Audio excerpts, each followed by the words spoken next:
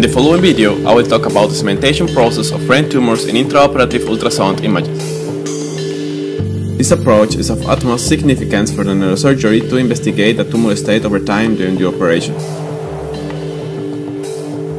Based on a patient-specific tumor model, we integrate the physical properties of image formation in ultrasound imaging.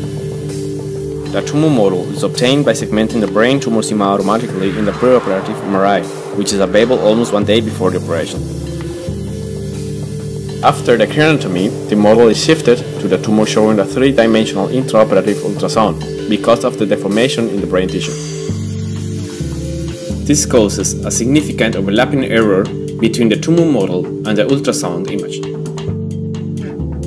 Because of this, a registration of the model with a 3-dimensional intraoperative ultrasound has to be developed. To estimate the transformation for the registration of the images, the information of the object borders present in ultrasound and MRI images have been measured. Initially, 3 images are taken as entry. The preoperative MRI, the tumor model in this diagram called M, and the 3-dimensional intraoperative ultrasound.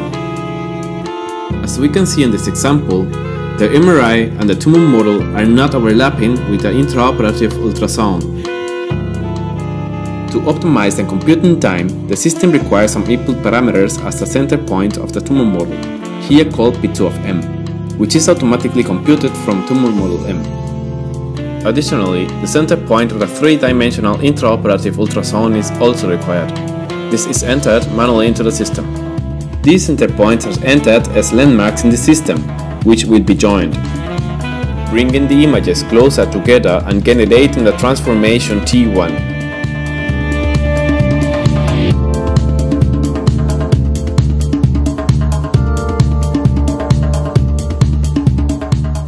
After that, we have to take a region of interest. In this region, the tumor of the MRI and ultrasound images will be included.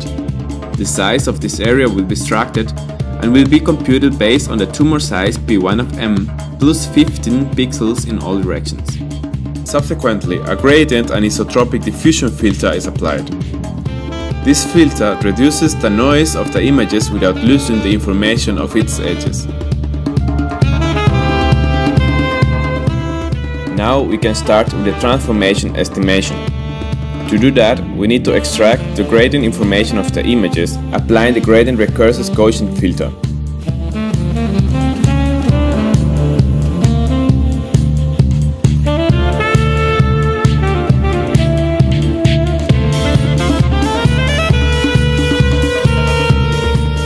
The 3-dimensional intraoperative ultrasound detects also lateral edges, which have to be removed. The number of pixels to be extracted depends on the image aspect. Normally, it fluctuates between 3 to 5 pixels.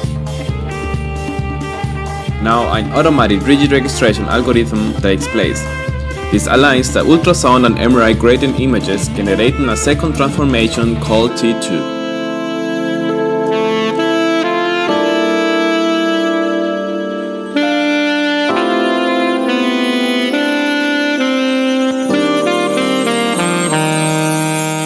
Finally, the model M can be aligned with the ultrasound image using the inverse transformation of T1 and T2. The register model M represents now the tumor contour in the ultrasound. At the beginning of this video, we have seen a mismatch between the MRI image and the 3-dimensional intraoperative ultrasound. After the registration, the tumor model has been aligned with the ultrasound image. Now we can see the registered model M, showing the tumor contour in the ultrasound and the displacement of the tumor after the craniotomy. This method was tested on datasets of 11 patients with metastasis and 4 patients with glioblastoma. To estimate the performance of this approach, the segmented tumor of the ultrasound was compared with the manual segmentation using the dice coefficient. This provides an average dice coefficient of 82%. We also measure the computing time of the overall segmentation process, from image upload until validation, getting an average of 282.5 seconds. This automatic model-based algorithm for the segmentation of brain tumors in 3-dimensional intraoperative ultrasound is consistent with the use in operating room regarding running time and interaction.